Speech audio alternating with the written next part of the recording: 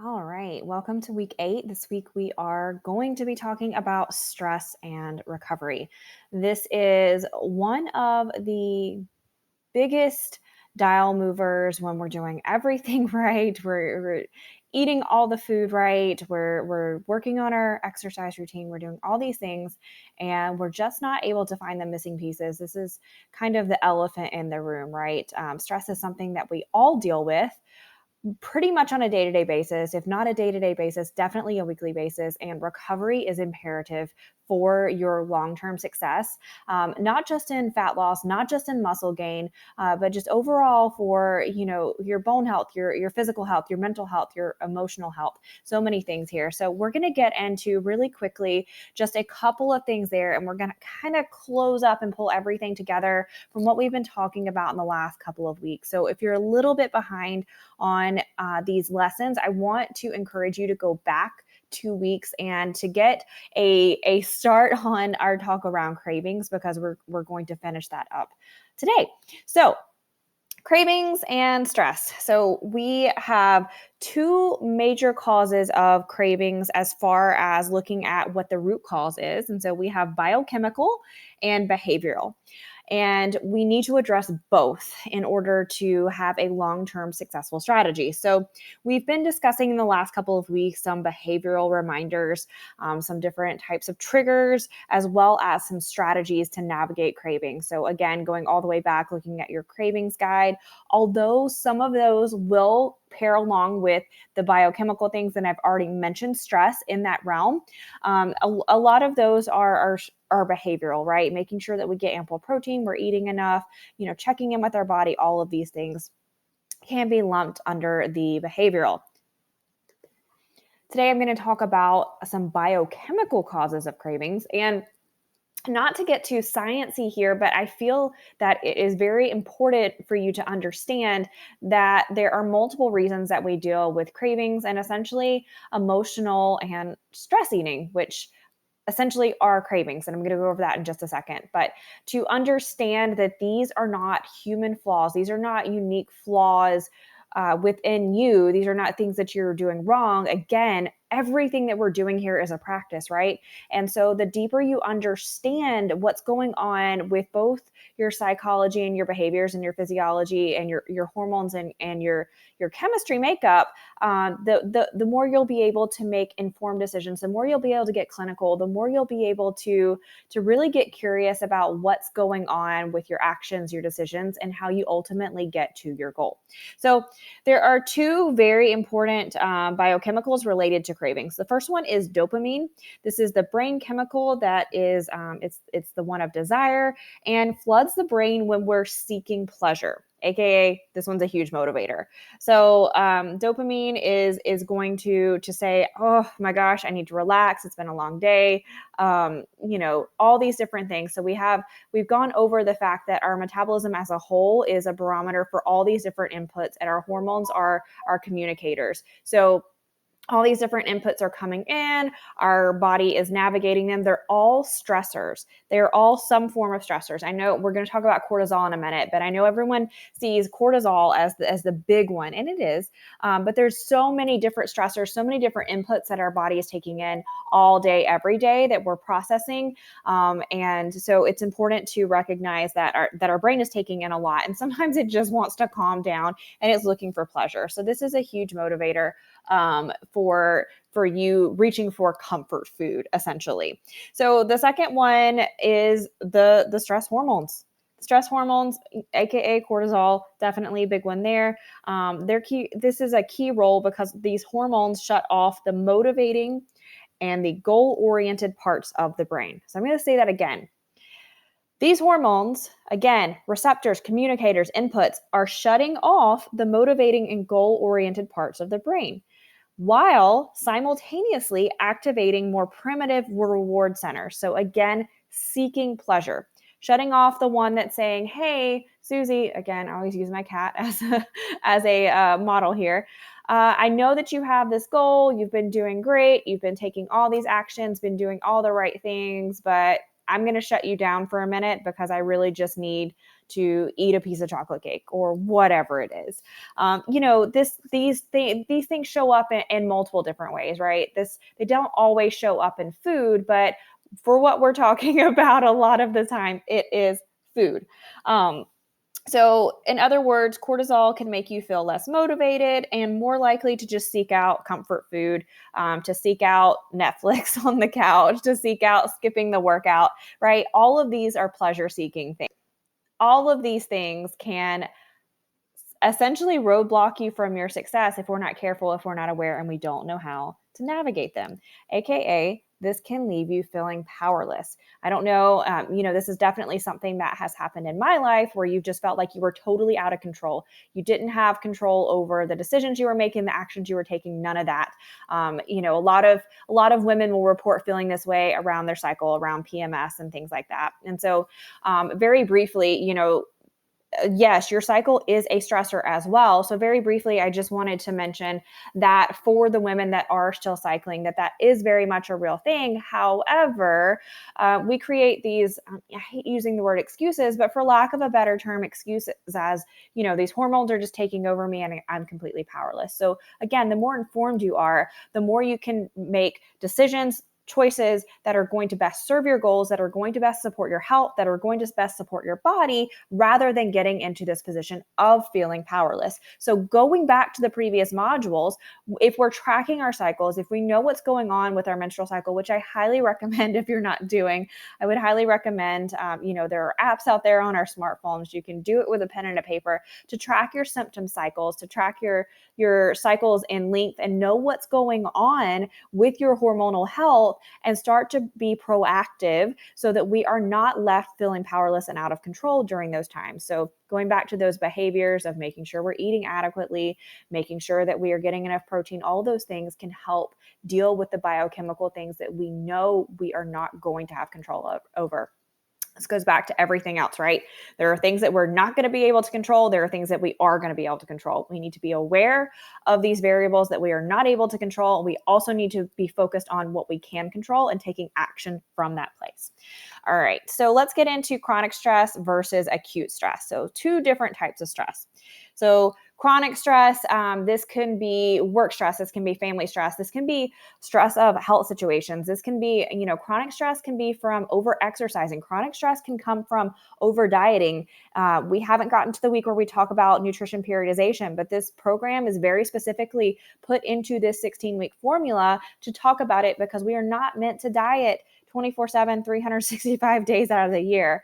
I've been sharing with folks a lot, especially when I share either on Instagram or Facebook, or I'm just out in the world and people will see me and I'll have something that I consider a joy food or a treat or whatever, and they'll say I can't believe that you can eat that, or can you actually eat that and lose weight? And there's just this assumption that we're always on a diet, we're always trying to lose weight, and that is just not a good mindset to be in, and it's definitely not doable. So chronic dieting can be a chronic stressor, over exercising, and so periodization belongs in all of those things. But chronic stress can come from a million different reasons, and you probably are aware of some of the different stressors that you have in your life, and maybe just immediately in your mind you're popping up and saying, oh, this is a chronic stressor.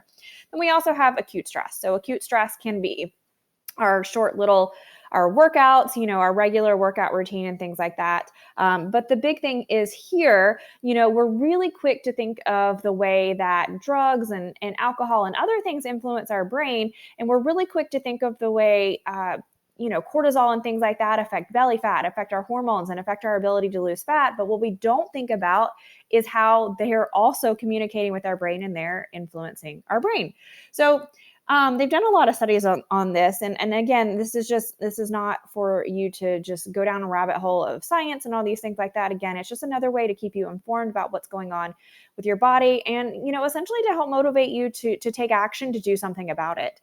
Chronic stress actually shrinks the part of the brain associated with learning, memory, So thinking of things like brain fog, right? I hear this a lot from the ladies that come to this program.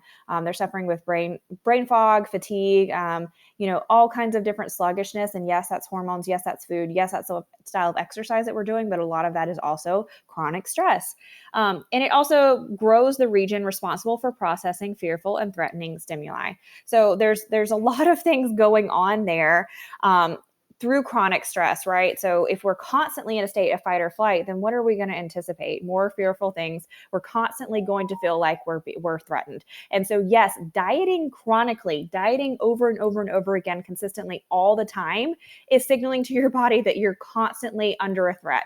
There's constantly something that your body needs to be afraid of. There's constantly something that your body needs to be guarding against. And essentially it's a source of trauma for your body, and it's a source of trauma for your brain. So want to keep that in mind as we work our way up to our discussion on nutrition periodization.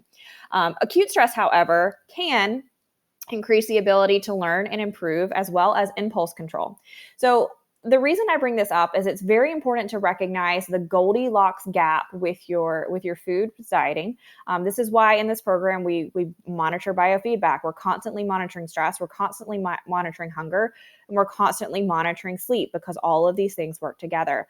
It's very important that we have a balance between how we're stressing our body through exercise and being able to get adequate rest. So there are two resources. There's actually three resources in this module. The first one being the one that's talking about stress. Then we're also talking about ways to improve your sleep, because that is crucial for lowering the stress response as well as increasing your recovery, because we don't want to put our body through additional chronic stress through our actual exercise.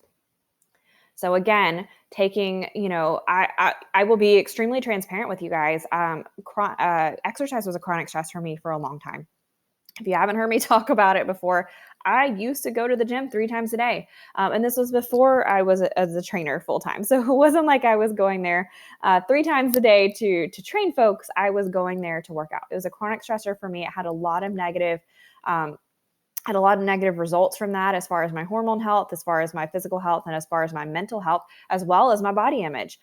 There's a lot of things that I had to spend way too much time actually working really hard to recover, versus finding a balance between, okay, I go to the gym, I do the appropriate amount of exercise. That's why I give you guys workout access in this program, so that you can kind of get a feel for this is the right amount of exercise paired with, doing activity outside of your workouts, things that will help reduce stress. Yes, walking can sometimes, feel like a workout. And I know, other people come to this program. Yeah, I ride horses. I also skateboard and do all kinds of things. There's golfers that come in here, people that play tennis, hike, mountain bike, all kinds of different things. And these can be ways to get movement outside of those workouts that also do other things to relieve stress. So it's a combination versus just adding in cardio and things like that. Not that there's not a place for occasional cardio, but we also have to keep in mind that cardio, yes, is a stress, just as any exercise is a stress. And we want to keep these stressors acute. Again, going back to how they influence cravings, that's why you might notice if you do extra cardio or your workouts are extra intense, that you might feel more hunger, you might feel more cravings associated with that, because there's a biochemical response there. So it's really, really, really imperative that we just keep an eye on exercising the appropriate amount. Now that I've said all that, I like to start off with that, but most of the average Americans are not doing enough exercise. So I know that there are some women in this program that are over-exercisers. I know that there are some women in this program that are teetering on the edge. And I also know that there are women that come into this program that have never exercised before. And there's definitely a place for everyone. But I just want you to be aware of how this influences your body. And again, going back to why we monitor your SHMEC or your biofeedback so closely, to make sure that we're keeping an eye on that, because these are the tools that I want you to really be able to carry with you beyond the 16 weeks of this program, to be able to continue, even when you're not tracking macros, right? To still be monitoring your sleep, your mood, your hunger, your energy, and your cravings, even if you're not writing it down every single week. So these are incredibly important. All right. So again, I know I said a lot there. So again, chronic stress can leave us in a state of fight or flight, but acute stress can increase the ability to learn, improve. Again, Going back to the conversation of growth mindset, it can encourage us to want to grow, improve, get stronger, be better, get closer to our goal, and it helps improve impulse control. I don't know if you guys have ever been in a situation where you've been consistent with your exercise and you've just noticed that you've wanted to make better choices to fuel your body. You've wanted to make better choices, just overall with getting in your water, with getting in your steps, with getting your sleep. All these different things, they're all tied together. All right, really quickly, let's wrap this up.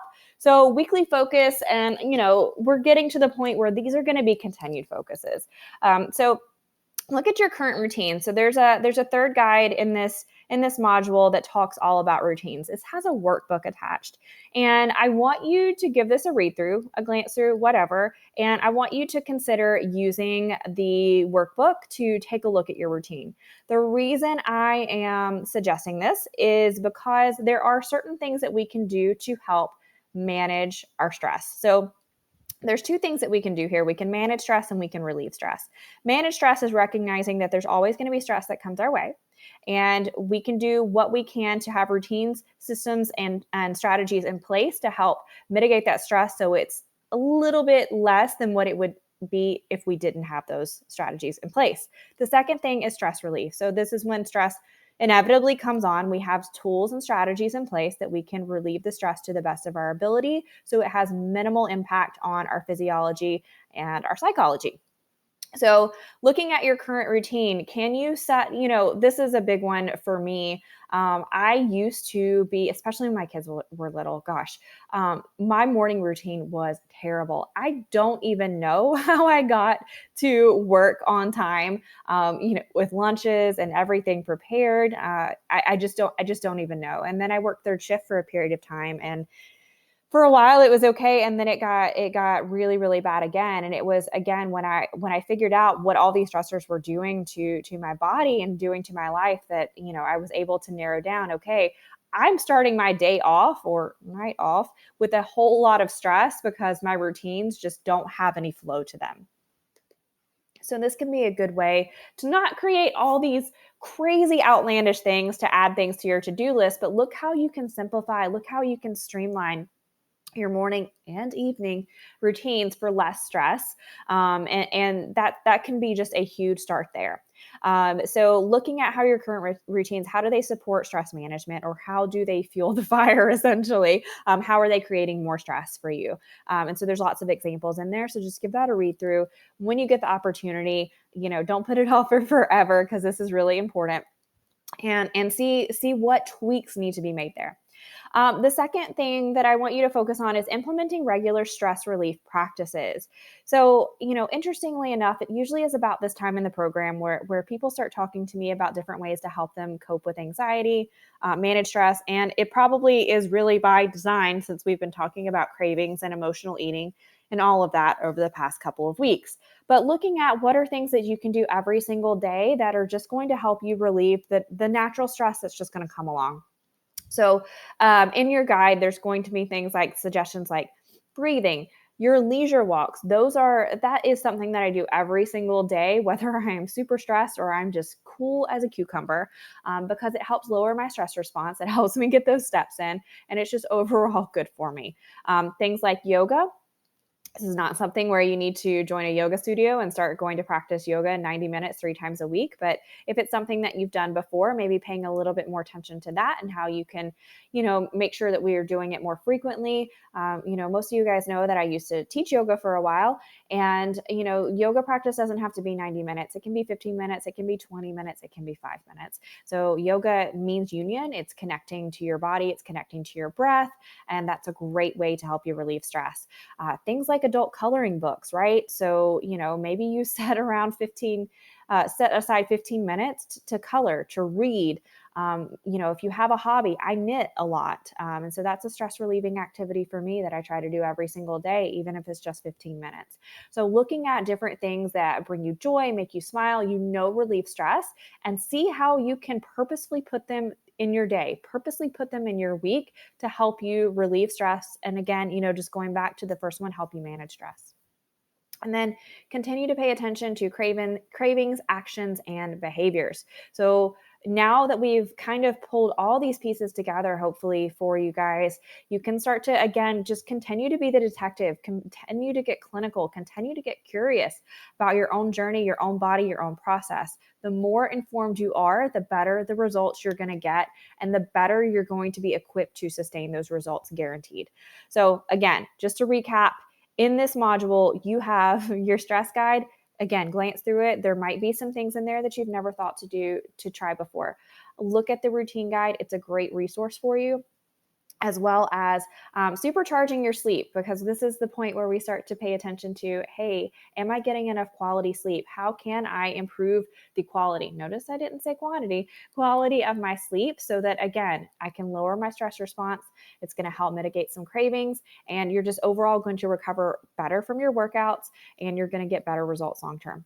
All right. Hope this was super informative and helpful for you guys. And again, motivating to keep moving on and moving forward. I can't wait to hear the questions that you have, and see you next week in your check-in.